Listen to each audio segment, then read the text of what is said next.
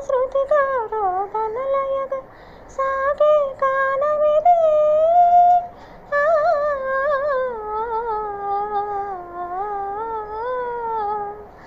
ఇది పాట కానే కాదు, ఏ రాగం నాకు రాదు.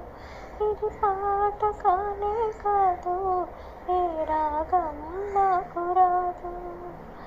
ఒంటరిగా తిరుగాడు లేడినక మనిషి చూసినాడు, చెంతకు చేరదీసినాడు.